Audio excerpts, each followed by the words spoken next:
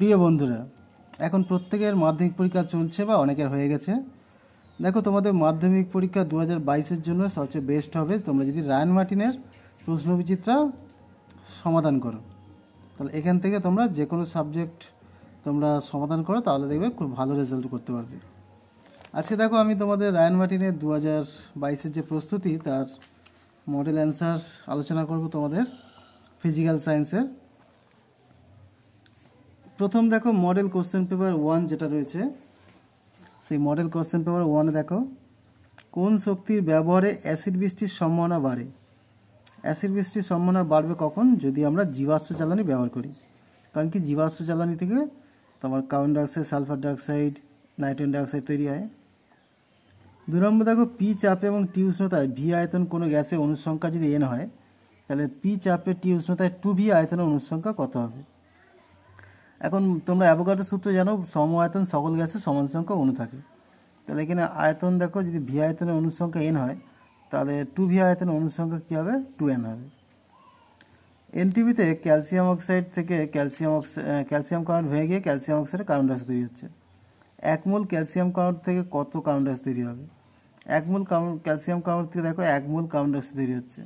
1 মোল carbon ডাইঅক্সাইডের আয়তন কত? 22.4 litre. A B এবং সি মূল তিনটি পারমাণবিক সংখ্যা 9, 17 আর 19। এদের মধ্যে ব্যতিক্রমী কোনটা? ব্যতিক্রমী কোনটা কী করে বুঝবে? দেখো, এই যে 9 আর 17, 9 আর 17 দুটোই হচ্ছে, দেখো এটা ফ্লুরিন, এটা ক্লোরিন, অর্থাৎ এরা হচ্ছে তড়িৎ ঋণাত্মক। আর 19টা হচ্ছে পটাশিয়াম, তড়িৎ ধনাত্মক। তাই 19 অর্থাৎ সিটা হচ্ছে আলাদা হবে। প্রদত্ত কোনটি তীব্র বিজারক দ্রব্য? বিজারক দ্রব্য কোনগুলো হয়? সাধারণত ক্ষার ধাতু। এই ক্ষার ধাতুর মধ্যে আবার দেখো লিথিয়াম, সোডিয়াম, পটাশিয়াম, যত নিচে নামবে তত আবার বিজারণ ক্ষমতা বাড়ে, তাই পটাশিয়ামটা সবচেয়ে বেশি হবে। প্রদত্ত কোন মৌলটি দেখো কখনো সমজীবী বা তড়িৎজীবী বন্ধনে আবদ্ধ হয় না। সমজীবী বা তড়িৎজীবী কোনটাই হবে না। কোনটা হবে? এটা হচ্ছে নিষ্ক্রিয় মৌল হিলিয়াম। এর সমযোজী হয় না, তড়িৎযোজীও হয় না। এরপর দেখো, ধ্রুবীয় দ্রাবক। ধ্রুবীয় দ্রাবক কোনটা হবে? ধ্রুবীয় দ্রাবক হচ্ছে জল। জল হচ্ছে ধ্রুবীয় দ্রাবক। তড়িৎ বিশ্লেষণে তড়িৎ শক্তি কোন শক্তিতে রূপান্তর হয়? তড়িৎ বিশ্লেষণ করার সময় তড়িৎ শক্তি রাসায়নিক শক্তিতে রূপান্তর হয়। এরপর দেখো, প্রদত্ত কোন ক্যাটায়নটিকে জলীয় দ্রবণে মুক্ত অবস্থায় পাওয়া যায় না? H+কে জলীয় দ্রবণে মুক্ত অবস্থায় পাওয়া যায় না, কারণ কি, এটা খুব সক্রিয়। এর মধ্যে কোনো প্রোটন নেই, একটাই মাত্র প্রোটন আছে, আর এর জন্য এটা খুব সক্রিয় হয়, জলের সঙ্গে যুক্ত হয়ে যায়। বক্রতা বৃদ্ধিতে গোলীয় দর্পণের ফোকাস দৈর্ঘ্য কী হয়? এটা হচ্ছে বক্রতা বৃদ্ধিতে বেড়ে যায়। কোনো মাধ্যমে প্রতিসরাঙ্ক কম হয় যে বর্ণের আলোক রশ্মির জন্য। প্রতিসরাঙ্ক কম হয় কার জন্য? এটা হচ্ছে বেগুনির জন্য। বেগুনির জন্য প্রতিসরাঙ্ক কম, আর লালের জন্য প্রতিসরাঙ্ক বেশি হয়। কারণ দেখো, প্রতিসরাঙ্ক মানে কি? শূন্য মাধ্যমে আলোর বেগ বাই ওই মাধ্যমে আলোর বেগ, ঠিক আছে? এখন বেগুনিতে আলোর বেগটা হচ্ছে সবচেয়ে বেশি হয়, বেগুনিতে সবচেয়ে কম হয়, তাই তার ক্ষেত্রে প্রতিসরাঙ্কটা কম হবে। একটি উত্তল লেন্সের ক্ষেত্রে বস্তু দূরত্ব 20 সেমি হলে বস্তুর সমান আকারের সদ্বিম্ব গঠিত হয়। লেন্সটা ফোকাস দূরত্ব কত হবে? এখন দেখো, সমান আকারের সদ্বিম্ব কখন তৈরি হয়? যখন 2f দূরত্ব থাকে। তাহলে 2f দূরত্ব থাকলে তোমার 2f সমান 20, তাহলে এফটা কত হবে? 10, সুতরাং এটা 10 সেমি। ওহমের সূত্র মেনে চলে না এমন পরিবাহী। ওহমের সূত্র মেনে চলে না কারা? জার্মেনিয়াম, অর্থাৎ যেটা অর্ধপরিবাহী। নির্দেশক বাতিতে ব্যবহার করা হয় এটা এলইডি। কোন তার শূন্য বিভবে থাকে? শূন্য বিভবে থাকে হচ্ছে তোমার নিউট্রাল এবং আর্থিং তার। এবার দেখো, সূর্যের অতিবেগুনি রশ্মি শোষিত হয় কোন স্তরে? এটা হচ্ছে অতিবেগুনি রশ্মি শোষিত হয় তোমার স্ট্র্যাটোস্ফিয়ার বা ওজোনোস্ফিয়ারও বলতে পারো। ওডিপির পুরো নাম কি? Ozone depletion potential. একটা বায়োফুয়েলের নাম লেখো। বায়োফুয়েলের নাম হচ্ছে গোবর গ্যাস, বায়োগ্যাস, এগুলো।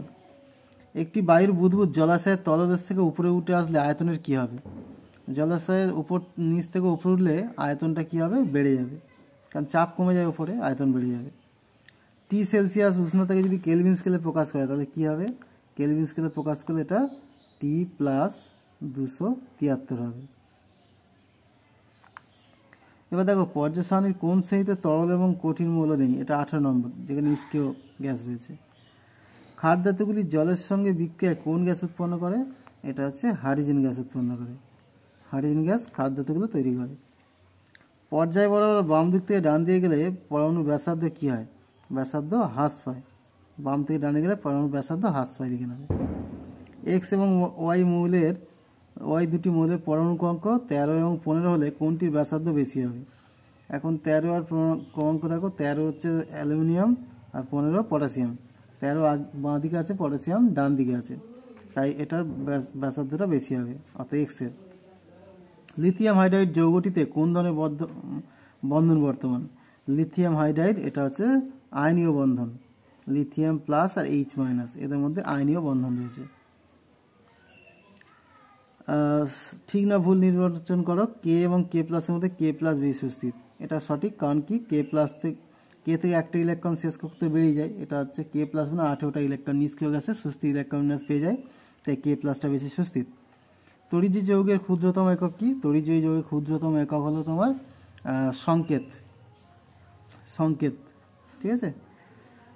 একটি যৌগের উদাহরণ দাও যার একক অণুর অস্তিত্ব নেই। একক অণুর অস্তিত্ব নেই যে কোনো তড়িৎজয়ী যৌগ বা আয়নীয় যৌগ, যেমন NaCl। ঠিক আছে। অ্যালুমিনিয়াম নিষ্কাশনে গ্রাফাইট দণ্ড কি হিসেবে কাজ করে? গ্রাফাইট দণ্ড ক্যাথোড এবং অ্যানোড উভয় হিসেবে কাজ করে। ওকে। এরপর দেখো শূন্যস্থান। ড্যাশ ধাতুগুলিকে তাদের যৌগ থেকে তড়িৎ বিশ্লেষণ পদ্ধতিতে নিষ্কাশন করা হয়। এগুলো কি? অতি সক্রিয় ধাতু। অতি সক্রিয় ধাতুগুলিকে তাদের যৌগ থেকে এটা, বা হচ্ছে তোমার সক্রিয় ধাতু, বুঝেছো? CO2 প্লাস এবং H প্লাস আয়ন দুটির মধ্যে ক্যাথোডে আধান মুক্তির প্রবণতা কার বেশি? এটা CO2 প্লাসের বেশি, কারণ CO2 প্লাস হাইড্রোজেন থেকে তড়িৎ রাসায়নিক শ্রেণীতে নিচে আছে। একটি সক্রিয় এবং নিষ্ক্রিয় তড়িৎদ্বার। সক্রিয় তড়িৎদ্বার হচ্ছে কপার, আর নিষ্ক্রিয় তড়িৎদ্বার হচ্ছে প্ল্যাটিনাম বা কার্বন, এগুলো। অ্যামোনিয়া অণুতে বন্ধন জোড় এবং নিঃসঙ্গ জোড়ের সংখ্যা কত হবে? অ্যামোনিয়া অণুটা আমি দেখাচ্ছি, দেখো এই হচ্ছে তোমার অ্যামোনিয়া অণু NH3, আর একটা নিঃসঙ্গ থাকে, তাহলে নিঃসঙ্গ একটা আর তিনটে হচ্ছে বন্ধন জোড়। একটা নিঃসঙ্গ, তিনটে বন্ধন জোড়। সুতরাং বন্ধন জোড় তিনটে, নিঃসঙ্গ জোড় একটি। তড়িৎ বিশ্লেষণকালে ইলেকট্রনের প্রবাহ কোন তড়িৎদ্বার মুখী হয়? এটা হচ্ছে তোমার ক্যাথোড থেকে অ্যানোডের দিকে ইলেকট্রনের প্রবাহ ঘটে। লাল রঙের ফুলকে সবুজ কাঁচের মধ্যে দেখলে কি করা হবে? লাল রঙের ফুলকে সবুজ কাঁচ দিয়ে দেখলে তোমার যখন দেখবে সবুজ কাঁচ লাল রঙের ফুলকে শোষণ করে নেবে, তাই এটা কিছু রং দেখা যাবে না, কালো হয়ে যাবে। সোলার কুকারে কোন ধরনের দর্পণ ব্যবহার করবে? সোলার কুকারে অবতল দর্পণ ব্যবহার করা হয়। কোনো মাধ্যমে আলোর বেগ যদি এত হয় তাহলে ওই মাধ্যমে প্রতিসরাঙ্ক কত হবে? প্রতিসরাঙ্ক মানে কি? প্রতিসরাঙ্ক মিউ সমান শূন্য মাধ্যমে আলোর বেগ বাই ওই মাধ্যমে আলোর বেগ। শূন্য মাধ্যমে আলোর বেগ এটা, আর ওই মাধ্যমে আলোর বেগ এত মিটার পার সেকেন্ড, তাহলে কেটে গেলে কত হবে? 1.5। প্রতিসরাঙ্ক 1.5 হবে।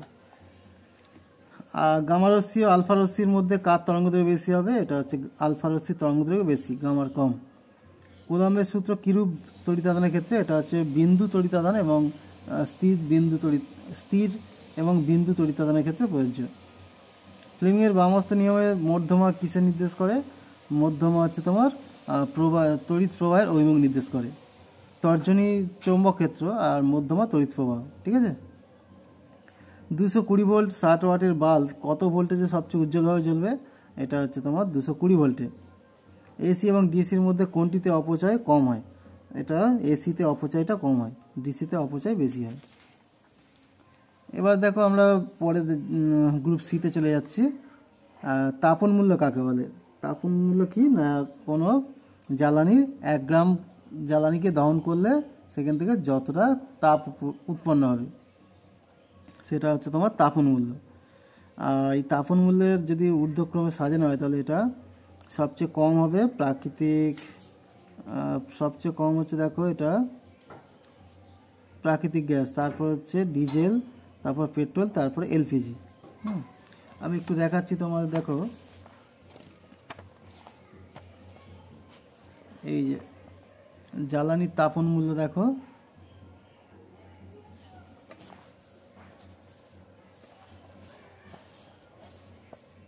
কোনো জ্বালানির একক ভর বা আয়তনের সম্পূর্ণ দহনে যে তড়িৎ শক্তি উৎপন্ন হয় তাকে জ্বালানি তাপন মূল্য বলা হয়। ঠিক আছে,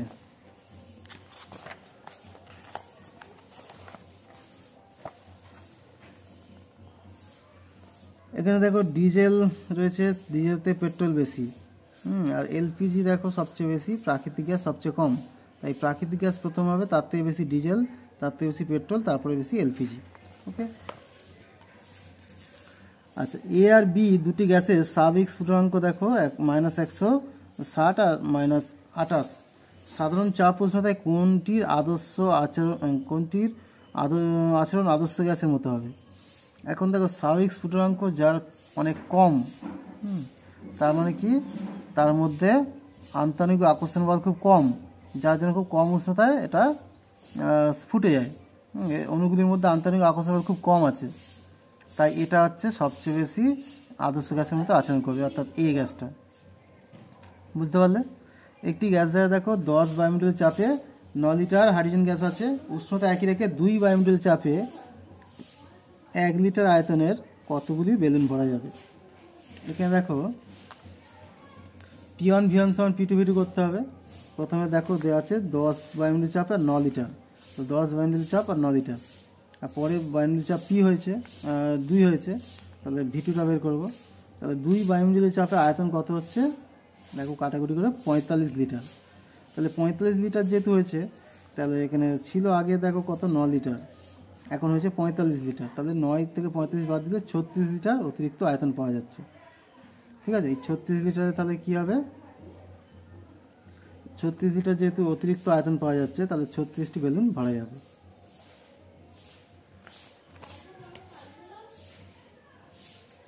আচ্ছা, এরপরে দেখো chlorine, sodium, magnesium, calcium, strontium, fluorine প্রদত্ত মৌলগুলির মধ্যে কোন ধাতব মৌলগুলি মেন্ডেলিভের পর্যায় সারণীর দ্বিতীয় শ্রেণীতে অবস্থিত? দ্বিতীয় শ্রেণীতে অবস্থিত কারা? ম্যাগনেসিয়াম, ক্যালসিয়াম আর ক্যালসিয়াম, এই দুটো হচ্ছে দ্বিতীয়। কোন অধাতব মৌলগুলি পর্যায় সারণীর তৃতীয় পর্যায়ে অবস্থিত? তৃতীয় পর্যায়ে অবস্থিত কোনগুলো রয়েছে? সোডিয়াম, অধাতব মৌল বলেছে। ঠিক আছে, অধাতব মৌল যেহেতু বলেছে, তাহলে এটা সালফার আর ক্লোরিন। সালফার আর ক্লোরিন হচ্ছে তৃতীয় পর্যায়ে অবস্থিত। ওকে, এবার দেখো অথবা রয়েছে হ্যালোজেন মৌলগুলিকে এই যে রয়েছে অধাতব ধর্মের নিম্নক্রম অনুসারে সাজাতে হবে। অধাতব ধর্মের নিম্নক্রম যদি করো, তাহলে প্রথমে লিখতে হবে আয়োডিন। ঠিক আছে, আমি লিখে দেখাচ্ছি, দেখো এটা এইভাবে লিখবে, আয়োডিন, তার থেকে কম হবে ব্রোমিন, তার থেকে কম ক্লোরিন, তার থেকে কম ফ্লোরিন। এইভাবে লিখতে পারো বা কমা দিয়ে লিখতে পারো, এইভাবে কমা দিয়েও লিখতে পারো। ওকে, আচ্ছা, এরপর দেখো আয়নন শক্তি হ্রাসের ক্রমানুসারে সাজাও। আয়নন শক্তি হ্রাস, ঠিক আছে, আয়নন শক্তি হ্রাস ওপর থেকে নিচে নামলে কমে যায়, তাই আয়নন শক্তি হ্রাস হচ্ছে এরকম হবে, ফ্লোরিন, তারপর ক্লোরিন, ব্রোমিন, আয়োডিন, এটা আয়নন শক্তি হ্রাসের ক্রম। এবার দেখো X1735, X1735 মৌলটি ইলেকট্রন বিন্যাস লেখো। ইলেকট্রন বিন্যাস যখন লিখবে, দেখো 17টা ইলেকট্রন আছে, তাহলে কি লিখবে, কে কক্ষে 2টো, এল কক্ষে 8টা, আর এম কক্ষে 7টা, 17টা হয়ে গেল। এইভাবে লিখবে ইলেকট্রন বিন্যাস। ক্যালসিয়াম 20 এর সঙ্গে এক্স মৌলটি কী ধরনের যোজ্য দ্বারা যুক্ত হবে? দেখো, এক্স মৌলটা শেষ কক্ষে যেহেতু 7টা ইলেকট্রন, এটা এক্স, তাই এটা হচ্ছে অধাতু। আর ক্যালসিয়াম হচ্ছে তোমার 20টা ইলেকট্রন আছে, 2, 8, 8, 2, এটা শেষ কক্ষে 2টো ইলেকট্রন, তো এটা ধাতু, তাহলে এটা ধাতু, এটা অধাতু। সুতরাং দুজনের মধ্যে কীরকম যুক্ত হবে? ক্যালসিয়ামের সঙ্গে এক্স, এটা হচ্ছে আয়নীয় বন্ধন হবে, এটার মধ্যে আয়নীয় বন্ধনভাবে যুক্ত হবে। তাহলে কী যোজ্যতা দ্বারা যুক্ত হবে? এটা হচ্ছে আয়নীয় যোজ্যতা দ্বারা। অক্সিজেনের দুটি যৌগের নাম এবং সংকেত লেখো, যার একটি তড়িৎযোজী এবং অপরটি সমযোজী। দেখো অক্সিজেনের দুটো যৌগ লিখছি, দেখো একটা হচ্ছে তড়িৎযোজী লিখছি ক্যালসিয়াম অক্সাইড, এটা তড়িৎযোজী, আর সমযোজী লিখছি H2 জল, এটা লিখবে জল, আর এটা হচ্ছে ক্যালসিয়াম অক্সাইড। ওকে, তো এটা আয়নীয়, এটা সমযোজী। এরপর দেখো সমজীবী বন্ধনের বৈশিষ্ট্য। সমজীবী বন্ধনের বৈশিষ্ট্য কি? সমজীবী বন্ধনগুলোর সাথে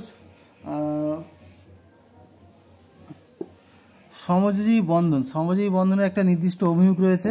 আর সমজীবী বন্ধন দুটি অধাতব মৌলের মধ্যে গঠিত হয়। আর সমজীবী বন্ধন হচ্ছে তোমার কি না, সমজীবী বন্ধনটা একটা নির্দিষ্ট দিক আছে বললাম, আর এটা হচ্ছে দুটো অধাতব মৌলের মধ্যে যুক্ত হয়। সমজীবী বন্ধন গঠনের সময় দুটি পরমাণু একটি করে ইলেকট্রন শেয়ারের মাধ্যমে সমজীবী বন্ধন তৈরি করে। ঠিক আছে, এইগুলো দিয়ে দেবে। এরপর দেখো N2 অণু গঠিত হয়, কিন্তু Ne2 গঠিত হয় না কেন? দেখো N2 গঠিত হয় কারণ কি, N2 হচ্ছে শেষ কক্ষে 5টা ইলেকট্রন থাকে, তাই অষ্টক পূর্ণ হয় না। তাই অষ্টক পূরণ করার জন্য দুটো নাইট্রোজেন পরস্পরের মধ্যে 3টে বন্ধন করে N2 গঠিত করে। কিন্তু Ne2 কেন হয় না? কারণ Ne হচ্ছে দেখো শেষ কক্ষে 8টা ইলেকট্রন থাকে। নিয়ন যেহেতু শেষ কক্ষে 8টা ইলেকট্রন থাকে, তাই এটার হচ্ছে আর যৌগ গঠন করতে দরকার হয় না, কারণ কি এমনিতেই অষ্টক পূর্ণ হয়ে আছে, তাই Ne2 তৈরি হয় না। তড়িৎ বিশ্লেষণ প্রকৃতপক্ষে জারণ বিজারণ বিক্রিয়া ব্যাখ্যা করো। তড়িৎ বিশ্লেষণ জারণ বিজারণ বিক্রিয়া কীভাবে ব্যাখ্যা করবে? কারণ তড়িৎ বিশ্লেষণে কী হয় দেখো, ক্যাথোডে কী হয়, ইলেকট্রন গ্রহণ করে বিজারণ ঘটে, আর অ্যানোডে জারণ ঘটে। ঠিক আছে, আমি একটা উদাহরণ দিচ্ছি দেখো, তারপর সোডিয়াম ক্লোরাইড। এটা যদি তড়িৎ বিশ্লেষণ করা হয় তাহলে কী হবে, Na প্লাস আর Cl মাইনাস তৈরি হচ্ছে।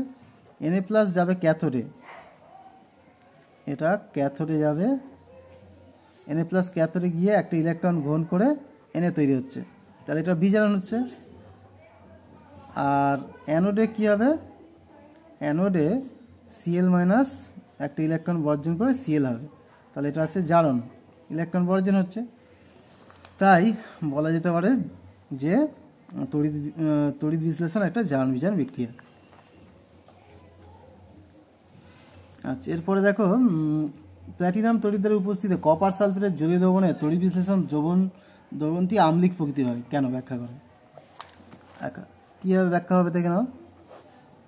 আমি যদি কপার সালফেটের তড়িৎ বিশ্লেষণ করি জলীয় দ্রবণে, তাহলে কী হবে, কপার 2+ আর হচ্ছে SO4 2- তৈরি হচ্ছে কপার সালফেট ভেঙে গিয়ে, আর জল ভেঙে গিয়ে তৈরি হবে H+ আর OH-। এখন ক্যাথোডে কী হবে, ক্যাথোডে দেখো এই H+ আর হচ্ছে তোমার Cu2+ মধ্যে Cu2+ ইলেকট্রন গ্রহণের প্রবণতা বেশি, তাই দুটো ইলেকট্রন গ্রহণ করে কপার হয়ে জমা হবে। আর অ্যানোডে কী হবে, অ্যানোডে দেখো OH- আর SO4 দুটো আছে, কিন্তু অ্যানোডে কে যাবে, অ্যানোডে এই SO4 আর এটার মধ্যে OH- অ্যানোডে যাবে, গিয়ে ইলেকট্রন বর্জন করে OH মূলক হবে। তাহলে দেখো দ্রবণে দেখো এইটা ভ্যানিশ হয়ে যাচ্ছে, আর এইটা ভ্যানিশ হয়ে যাচ্ছে, তাহলে থাকছে সালফেট আর H+। যেহেতু দ্রবণে H+টা বেশি হয়ে যাচ্ছে, এটা কমে যাবে, OH- কমে যাবে, H+টা এক্সেস থেকে যাবে, তাই দ্রবণটা আম্লিক হয়ে যাবে। আশা করি বুঝতে পারলে। আচ্ছা, এরপরে দেখো এরপরে যে মায়োপিয়া ত্রুটি বলতে কী বোঝায়, এই ত্রুটি কীভাবে দূর করা হয়? মায়োপিয়া মানে হচ্ছে হ্রস্বদৃষ্টি, অর্থাৎ চোখ যখন কাছের বস্তুকে স্পষ্টভাবে দেখতে পায় কিন্তু দূরের বস্তু দেখতে পায় না, তখন সেটা মায়োপিয়া ত্রুটি। এই ত্রুটি দূর করার জন্য কোন ধরনের লেন্স ব্যবহার করবে? এটা হচ্ছে অবতল লেন্স ব্যবহার করবে। আর জল আর কাঁচের প্রতিসরাঙ্ক দেওয়া আছে, তাহলে কাঁচের সাপেক্ষে জলের প্রতিসরাঙ্ক কীভাবে বের করবে? দেখো এটা হচ্ছে অঙ্কটা করে রেখেছি, দেখো এটা হচ্ছে জলের প্রতিসরাঙ্ক 1/3, আর এটা কাঁচের প্রতিসরাঙ্ক 4/3। এবার কাঁচের সাপেক্ষে যখন জলের প্রতিসরাঙ্ক বের করব, তখন হচ্ছে G μW। ওকে, এটা লেখা যায় A μW/A μG, যেটা ডব্লিউটা উপরে আর এটা নিচে। তাহলে এটা হচ্ছে তোমার 1/3 আর এটা 4/3, তাহলে 3 কেটে যাবে, 1/4 অর্থাৎ 0.25। ওকে, এরপর দেখো তড়িৎচুম্বকীয় আবেশ সংক্রান্ত লেঞ্জের সূত্র। লেঞ্জের সূত্রটা আমি তোমাদের একটু দেখিয়ে দিচ্ছি, দেখো এটা তোমাদের বইয়ে আছে, তোমরা পেয়ে যাবে, তাও আমি একটু লেঞ্জের সূত্রটা আমি তোমাদের একটু দেখিয়ে দিই। লেঞ্জের সূত্র দেখো,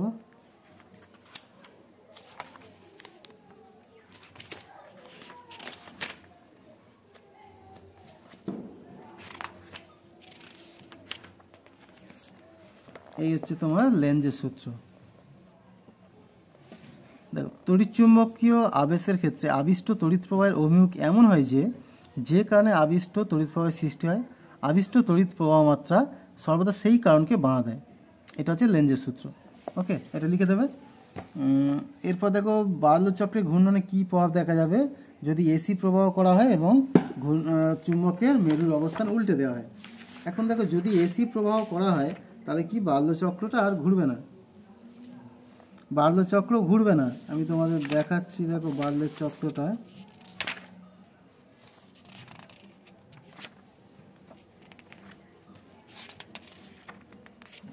এই হচ্ছে তোমার বার্লের চক্র। ঠিক আছে, এখান থেকে দেখো আমি দেখাচ্ছি যে এখানে বলেছে কি মেরুদয়ের অবস্থান উল্টে দেওয়া হচ্ছে। দেখো তড়িৎ প্রবাহের অভিমুখ একই রেখে চুম্বকের মেরুদয়ের অবস্থান উল্টে দিলে চক্রের ঘূর্ণন বিপরীত দিকে হবে। ওকে, আর যদি এখানে তোমার এসি ডিসির জায়গায় এসি দেওয়া হয় তাহলে কিন্তু চক্রের ঘূর্ণন বন্ধ হয়ে যাবে, চক্রের কোনো ঘূর্ণনই হবে না। ওকে, আচ্ছা এবার দেখো আদর্শ গ্যাসের ক্ষেত্রে পিভি ভার্সাস পি এবং পি ভার্সাস 1/v এর লেখচিত্র অঙ্কন করতে হবে। লেখচিত্র কীভাবে হবে দেখো, আমরা জানি পিভি সমান কে ধ্রুবক, তাই পিভি ভার্সাস পি যদি আমি লেখচিত্র করি তাহলে কী হবে, পি যত বাড়ুক না কেন পিভির মানটা ধ্রুবক থাকবে, তাই এটা সমান্তরাল, পি অক্ষের সমান্তরাল গ্রাফ হবে। আর এর পরেরটা দেখো পি ভার্সাস 1/v যখন করবে, এটা আমার এই দুটোর মধ্যে সম্পর্ক করতে হবে। এখান থেকে আমি কি লিখছি দেখো, পি সমান কে ইন্টু 1/v, অর্থাৎ ভিটাকে এদিকে পাঠিয়ে দিলাম। তাহলে এটা কি হবে, এটা ওয়াই সমান এম এক্সের মতো সমীকরণ, ওয়াই সমান এম এক্স, অর্থাৎ এটা একটা মূলবিন্দুগামী সরলরেখা হবে, এটা একটা মূলবিন্দুগামী সরলরেখা হবে। সুতরাং এই দুটো গ্রাফ হয়ে গেল। এবার দেখো 75 গ্রাম পটাশিয়াম ক্লোরাইড এবং ম্যাঙ্গানিজ ডাইঅক্সাইডের মিশ্রণকে উত্তপ্ত করার ফলে উৎপন্ন অক্সিজেন ঠিক 3 গ্রাম হাইড্রোজেনের সঙ্গে বিক্রিয়া করে জল উৎপন্ন করে। মিশ্রণে পটাশিয়াম ক্লোরাইড এবং ম্যাঙ্গানিজ ডাইঅক্সাইডের পরিমাণ নির্ণয় করো। এটা দেখো প্রথমে 75 গ্রাম পটাশিয়াম ক্লোরাইডকে উত্তপ্ত করা হচ্ছে, যেটা হচ্ছে উৎপন্ন অক্সিজেন 3 গ্রাম হাইড্রোজেনের সঙ্গে বিক্রিয়া করেছে। এই হাইড্রোজেনের সঙ্গে বিক্রিয়া থেকে আমরা অক্সিজেনের পরিমাণটা পেয়ে যাব। দেখো আমরা জানি এই সমীকরণ, এটা এখানে 2 গ্রাম 2 × 2 আর এটা 32, সুতরাং 2 × 2 গ্রাম হাইড্রোজেন বিক্রিয়া করে 32 গ্রাম অক্সিজেনের সঙ্গে। তাহলে এখানে 3 গ্রাম হাইড্রোজেনের সঙ্গে বিক্রিয়া হয়েছে, তাহলে 3 গ্রাম হাইড্রোজেন বিক্রিয়া করবে কত অক্সিজেনের সঙ্গে, হিসেব করে দেখো এটা 24 গ্রাম অক্সিজেনের সঙ্গে বিক্রিয়া করেছে। তার মানে আমাকে 24 গ্রাম অক্সিজেনটা বের করতে হবে। এই 24 গ্রাম অক্সিজেনটা কীভাবে পাবো দেখো, 2KClO3 কে MnO2 দ্বারা হিট করা হচ্ছে, ভেঙে গিয়ে 2KCl + 3O2 হচ্ছে। এবার এটা দেখো পটাশিয়াম হচ্ছে 39, ফ্লোরিন 35.5 আর অক্সিজেন 16 × 3 করলে 245, এখানে 2 আছে 2 গুণ করতে হবে। আর এটা O2 মানে 32, 3 × 3 × 32, তাহলে 3 × 32 গ্রাম O2 পাওয়া যায় 245 গ্রাম KClO3 থেকে। তাহলে 24 গ্রাম O2 পাওয়া যাবে কত, এটা হিসেব করলে 61.25। সুতরাং KMnO4 KClO3 লাগছে কত, 61.25। তাহলে MnO2 কত, টোটাল নিয়েছি 75, তার মধ্যে এত KClO3 লাগছে, তাহলে বাকিটা হচ্ছে ছিল কি 13.75, এটা হচ্ছে MnO2। আশা করি বুঝতে পারলে। এরপর দেখো পরের যেটা অঙ্ক, 28 গ্রাম নাইট্রোজেন 6 গ্রাম হাইড্রোজেন গ্যাস বিক্রিয়া করে একমাত্র পদার্থ হিসেবে 34 গ্রাম অ্যামোনিয়া উৎপন্ন করে। পরীক্ষা করে দেখা গেল অ্যামোনিয়ার বাষ্পমত্ব 8.5। এই তথ্য থেকে বিক্রিয়াটির রাসায়নিক সমীকরণ লেখো। কীভাবে লিখবো দেখো, রাসায়নিক সমীকরণ লেখার জন্য আমরা মূল সংখ্যা দরকার, সেই জন্য আমরা মূল সংখ্যা বের করব। 28 গ্রাম নাইট্রোজেন মানে 28 বাই নাইট্রোজেন আণবিক 28, তাহলে 1 মোল নাইট্রোজেন। আর 6 গ্রাম হাইড্রোজেন মানে 6 বাই হাইড্রোজেনের মোল সংখ্যা মানে আণবিক 2 ভাগ করলে 3 মোল হাইড্রোজেন, তাহলে নাইট্রোজেন 1 মোল আর হাইড্রোজেন 3 মোল পেয়ে গেলাম। এবার অ্যামোনিয়ার আণবিক ভর দেখো বাষ্পমত্বের দ্বিগুণ 17, তাহলে অ্যামোনিয়ার মোল সংখ্যা কত হবে, 34 গ্রাম তৈরি হয়েছে আর আণবিক ভর 17, তাহলে করলে 2 মোল। সুতরাং সমীকরণ কী হবে, এটা 1 মোল, এটা 3 মোল থেকে এটা 2 মোল তৈরি হচ্ছে, পেয়ে গেলে। আচ্ছা এরপর দেখো নিক্টোজেন এবং চ্যালকোজেন মৌল কাদের বলা হয়। নিক্টোজেন এবং চ্যালকোজেন কাদের বলা হয় ভালো করে খেয়াল করো। নিক্টোজেন হচ্ছে তোমার 15 নম্বর শ্রেণীতে অবস্থিত, যেটা 15 নম্বর শ্রেণীতে অবস্থিত নাইট্রোজেন ফসফরাস এদেরকে বলা হয় নিক্টোজেন মৌল। আমি তোমাদের একবার দেখিয়ে দিচ্ছি, দেখো নিক্টোজেন পরিবারকে, এই যে রয়েছে দেখো, এটা 15 নম্বরে যে নাইট্রোজেন ফসফরাস আর্সেনিক অ্যান্টিমন বিসমাথ, এই 15 নম্বর শ্রেণীকে বলা হয় নিক্টোজেন মৌল। আর চ্যালকোজেন হচ্ছে 16 নম্বর শ্রেণী, অর্থাৎ অক্সিজেন পরিবার, অক্সিজেন সালফার সেলেনিয়াম টেলুরিয়াম এদেরকে বলা হয় চ্যালকোজেন মৌল। ওকে, এরপর দেখো কে প্লাস এবং Cl- আয়নে সমসংখ্যক ইলেকট্রন বর্তমান, এদের ব্যাসার্ধ কি সমান হবে? না, এদের ব্যাসার্ধ সমান হবে না। কে প্লাসের ব্যাসার্ধ কম হবে আর সিএল মাইনাসের ব্যাসার্ধ বেশি হবে। কারণ কি? কারণটা বুঝে নাও। কে প্লাস দেখো এখানে প্রোটন সংখ্যা কত? 19 আর ইলেকট্রন সংখ্যা 18। তাহলে 18টা প্রোটন 19টা প্রোটন 18টা ইলেকট্রনকে আকর্ষণ করছে। আর সিএল মাইনাসে কী হচ্ছে? এখানে প্রোটন সংখ্যা 17 আর ইলেকট্রন 18। তাহলে এখানে কম প্রোটন বেশি প্রোটন ইলেকট্রনকে আকর্ষণ করছে। তাহলে প্রোটন যখন বেশি হবে তাহলে তার টান বেশি হবে, সুতরাং কে প্লাসটা ছোটো হবে, সিএল মাইনাসটা বড় হবে। আচ্ছা, এবার দেখো এ বি সি মৌল তিনটে আয়নাইজেশন শক্তি দেওয়া আছে 3 রকম। এ বি সি এর মধ্যে কোনটি অধাতু, কোনটি ক্ষার ধাতু এবং কোনটি ক্ষারীয় মৃত্তিকা ধাতু? এখন দেখো এই যে ক্ষার ধাতুগুলো আয়নাইজেশন এনার্জি সবচেয়ে কম হয়, তার থেকে ক্ষারীয় মৃত্তিকা ধাতু বেশি হয়, আর অধাতব মৌলিকের আয়নাইজেশন শক্তি বেশি হয়। সুতরাং এই তিনটের মধ্যে আমরা দেখতে পাচ্ছি এই যে সিটা হচ্ছে অধাতু, আর ক্ষার ধাতু হচ্ছে এ, আর ক্ষারীয় মৃত্তিকা ধাতু বি। ওকে, এবার দেখো আয়নীয় বন্ধনকে প্রকৃত বন্ধন বলা যায় না কেন?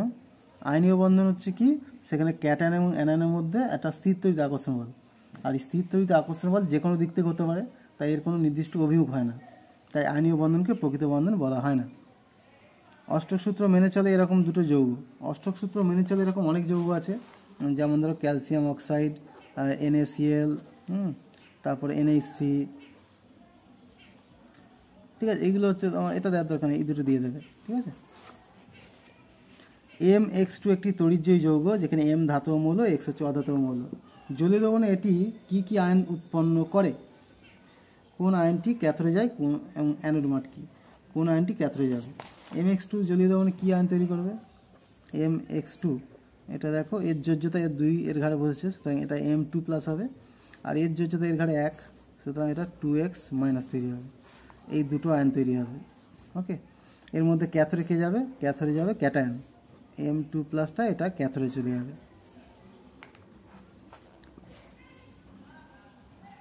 অ্যানোড মাঠ কি? যখন কপার তড়িৎদ্বারের সাহায্যে কপার সালফেটের জলীয় দ্রবণে তড়িৎ বিশ্লেষণ করা হয় এবং অশুদ্ধ কপার থেকে বিশুদ্ধ কপার তৈরি করা হয়, তখন অ্যানোডের নিচে এক ধরনের তোমার মূল্যবান ধাতু পাওয়া যায় কাদার মতো, সেটাকে বলে অ্যানোড কাদা বা অ্যানোড মাঠ। XYZ 3টি তড়িৎ বিশ্লেষক পদার্থকে 3টি আলাদা বিকারে নিয়ে তাদের মধ্যে 3টি আলাদা তড়িৎ বর্তনী এবং বাল্ব যুক্ত করা হলো। তড়িৎ চালনা করলে A বাল্বটি উজ্জ্বলভাবে, B বাল্বটি হালকাভাবে জ্বলে এবং C বাল্বটি জ্বলে না। তাহলে XYZ প্রত্যেক কী ধরনের তড়িৎ বিশ্লেষক? দেখো, যেহেতু তোমার X এর মধ্যে A বাল্বটা উজ্জ্বলভাবে, A বাল্বটি উজ্জ্বলভাবে জ্বলছে, Bটা হালকাভাবে, C জ্বলছে না। বিকারে নিয়ে তাদের 3টি আলাদা তড়িৎ বর্তনী বাল্বে যুক্ত করা। A বাল্বটি উজ্জ্বলভাবে জ্বলছে, B বাল্বটি হালকাভাবে, C জ্বলছে না। A বাল্বটা মানে X এর সঙ্গে যুক্ত আছে, তাহলে Xটা দেখো যেহেতু উজ্জ্বলভাবে জ্বলছে, তার মানে Xটা হচ্ছে তীব্র তড়িৎ বিশ্লেষক, আর B হালকাভাবে জ্বলছে মানে Yটা হচ্ছে মৃদু তড়িৎ বিশ্লেষক, আর Zটা হচ্ছে তড়িৎ অবিশ্লেষক। ওকে, XYZ প্রত্যেকটি একটি করে উদাহরণ দাও। দেখো তীব্র X এর মানে তীব্র তড়িৎ বিশ্লেষক, তার মানে Xটা হচ্ছে HCl দিলাম, আর Yটা হচ্ছে মৃদু তড়িৎ বিশ্লেষক, তার মানে এটা অ্যাসিটিক অ্যাসিড দিলাম, অ্যাসিটিক অ্যাসিডের জলীয় দ্রবণ, আর সিটা XYZটা হচ্ছে তড়িৎ অবিশ্লেষ্য, এটা হচ্ছে ধরো গ্লুকোজ C6H12O6 গ্লুকোজের জলীয় দ্রবণ। ওকে, আচ্ছা, এরপরে দেখো কপার সালফেটের আম্লিক দ্রবণের তড়িৎ বিশ্লেষণে ক্যাথোডে কপার ধাতু মুক্ত হয়, কিন্তু অ্যালুমিনিয়াম লবণের আম্লিক দ্রবণের তড়িৎ বিশ্লেষণে ক্যাথোডে অ্যালুমিনিয়াম ধাতু মুক্ত হয় না কেন? ভালো করে বুঝে নাও। কপার সালফেটকে আমরা যখন জলীয় দ্রবণে নেব তখন কপার সালফেট ভেঙে গিয়ে কপার 2+ আর SO4 তৈরি হয়, আর জল থেকে ভেঙে গিয়ে H+ আর OH- তৈরি হয়। এখন দেখো দ্রবণের দুটো আয়ন রয়েছে, H+ আর কপার 2+, তার মধ্যে কপার 2+-এর তড়িৎ ইলেকট্রন গ্রহণ করে ধাতু হয়ে আসার প্রবণতাটা বেশি H+ থেকে, তাই কপারটা চলে যায় ক্যাথোডে এবং সে কী করে ক্যাথোডে গিয়ে কপার 2+ দুটো ইলেকট্রন গ্রহণ করে কপার হয়ে জমা হয়। ওকে, কিন্তু অ্যালুমিনিয়ামের ক্ষেত্রে কেন হয় না? কারণ দেখো অ্যালুমিনিয়াম ক্লোরাইড এটা ভেঙে গিয়ে অ্যালুমিনিয়াম 3+ আর 3Cl- তৈরি করছে, জল ভেঙে গিয়ে একই রকমভাবে H+ আর OH- আয়ন তৈরি করছে। এখন দেখো এই যে H+ আর অ্যালুমিনিয়াম 3+-এর মধ্যে ইলেকট্রন গ্রহণের প্রবণতা H প্লাসের বেশি, তাই ক্যাথোডে কী হবে, ক্যাথোডে H প্লাস গিয়ে ইলেকট্রন গ্রহণ করে হাইড্রোজেন হয়ে জমা হবে, অ্যালুমিনিয়াম যেতে পারবে না, তাই ওখানে অ্যালুমিনিয়াম তৈরি হয় না। আচ্ছা, এরপর দেখো গোলীয় দর্পণের ক্ষেত্রে ফোকাস দূরত্ব এবং বক্রতা ব্যাসার্ধের মধ্যে সম্পর্ক প্রতিষ্ঠা করো। এটা হচ্ছে তোমার খুব ইম্পর্ট্যান্ট এবছর পরীক্ষায় আসার জন্য। আমি একটু দেখিয়ে দিচ্ছি, এটা দেখো, এটা আলোতে রয়েছে, খুব ইম্পর্ট্যান্ট একটা, এইখানটায় রয়েছে, এই যে তোমার R সমান 12, এটা হচ্ছে প্রমাণ, R সমান 12। ওকে, এই যে প্রমাণটা রয়েছে, এই প্রমাণটা তোমরা করতে হবে। এটা প্রমাণটা খুবই সহজ আছে, তোমরা একটু করে নিও, হ্যাঁ, পারলে এটা স্ক্রিনশট নিয়ে নিও, বা তোমাদের বইও আছে, এটা অসুবিধা নেই। এরপর দেখো মোটর গাড়ির ভিউ ফাইন্ডারে কোন দর্পণ ব্যবহার করা হয়। মোটর গাড়ির ভিউ ফাইন্ডারে আমরা উত্তল দর্পণ ব্যবহার করি, তাতে কী হয়, অনেক বিস্তৃত অঞ্চলের সব গাড়ি ঘোড়া যেটা আসছে দূর থেকে, সেটা এই ছোট্ট দর্পণে দেখা যায়। উত্তল লেন্সকে অভিসারী লেন্স বলা হয় কেন, কারণ উত্তল লেন্সের উপর আলোরশ্মি পড়লে সব একটা নির্দিষ্ট বিন্দুতে গিয়ে মিলিত হয়, তাই উত্তল লেন্সকে অভিসারী লেন্স বলা হয়। এখানে দেখাচ্ছি, দেখো উত্তল লেন্সের উপরে আলো পড়ছে, এই যে উত্তল লেন্সের উপর যখন সমান্তরাল রশ্মি কিছু পড়ে তখন একটা বিন্দুতে মিলিত হয়, তাই এটাকে বলে অভিসারী, উত্তল লেন্সকে অভিসারী বলা হয়।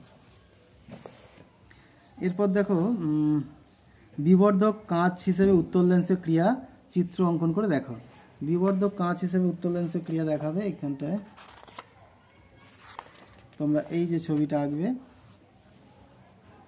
এই একটা লেন্স আঁকলে, এটা প্রধান অক্ষ আঁকলে, এবার দেখো এখান থেকে এদিকে ফোকাস, এদিকেও ঠিক ফোকাস, এর দ্বিগুণ ফোকাস, এদিকেও দ্বিগুণ ফোকাস আঁকলে, এরপর বস্তুটাকে এই ফোকাসের মধ্যে কোনো একটা জায়গায় রাখবে, একটাই তোমার দর্পণের আলোক কেন্দ্র দিয়ে পাঠাবে, আর একটা সমান্তরালভাবে গিয়ে ফোকাস দিয়ে যাবে, এটাকে পেছন দিয়ে বাড়িয়ে দেবে, তাহলে এখানটা একটা বড় প্রতিবিম্ব তৈরি হবে। ওকে, এইভাবে হচ্ছে তোমার বস্তুকে যদি আমরা ফোকাসের মধ্যে রাখি, তাহলে বস্তুর বিবর্ধিত সমশীর্ষ প্রতিবিম্ব গঠিত হবে। এটার সাহায্যে আমরা উত্তল লেন্সকে, মানে আমরা উত্তল লেন্সকে আমরা বিবর্ধক কাঁচ হিসেবে ব্যবহার করতে পারবো।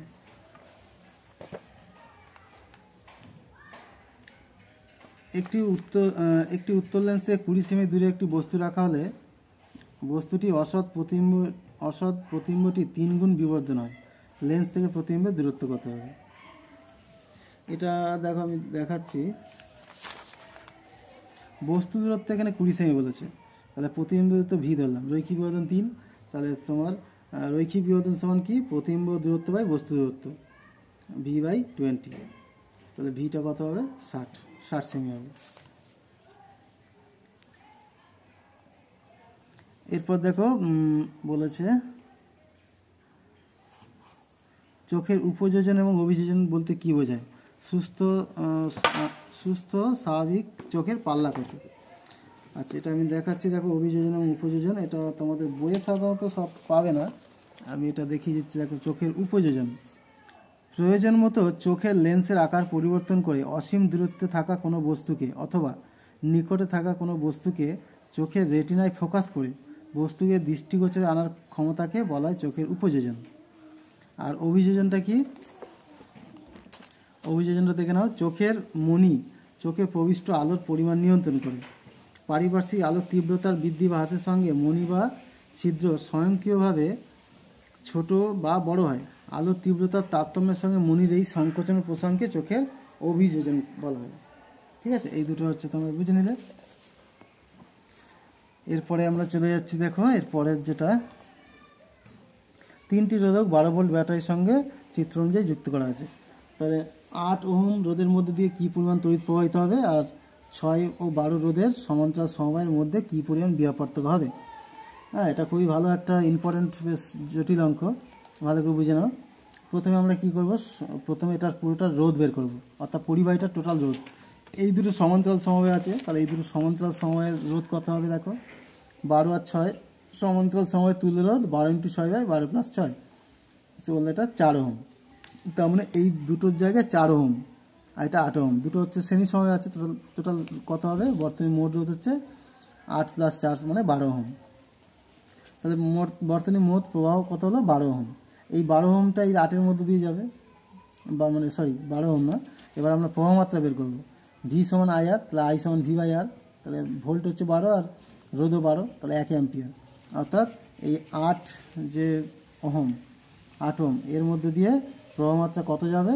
প্রবাহ মাত্রা যাবে হচ্ছে তোমার 1 অ্যাম্পিয়ার। ওকে, এরপর দেখো তোমার এটা কত হবে?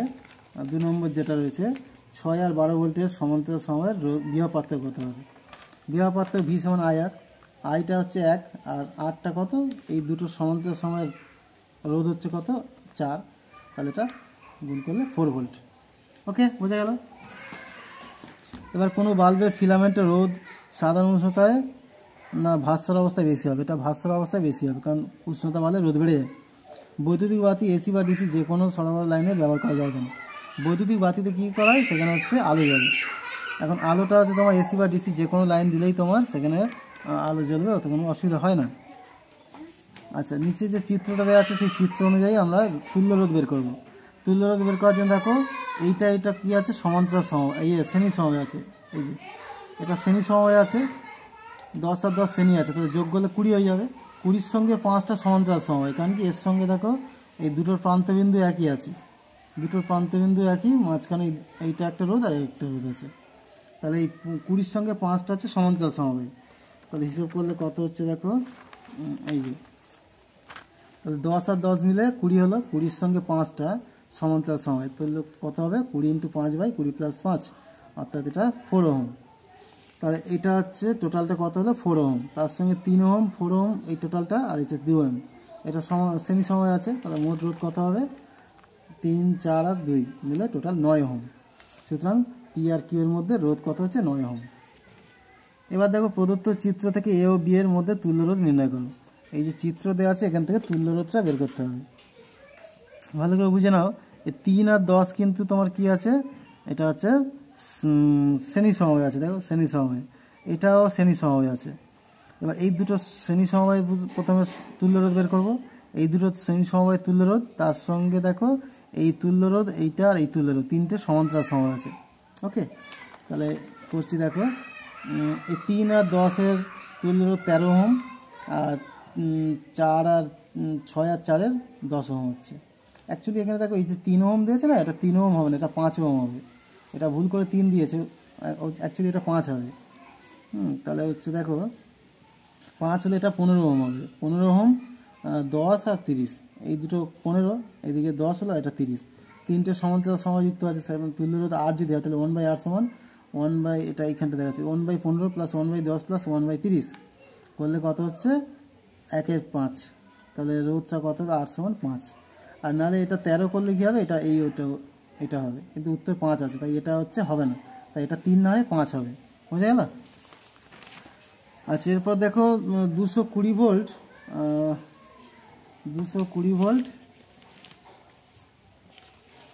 60 ওয়াট আর 110 ভোল্ট 60 ওয়াট বাতি দুটোর কী করতে হবে?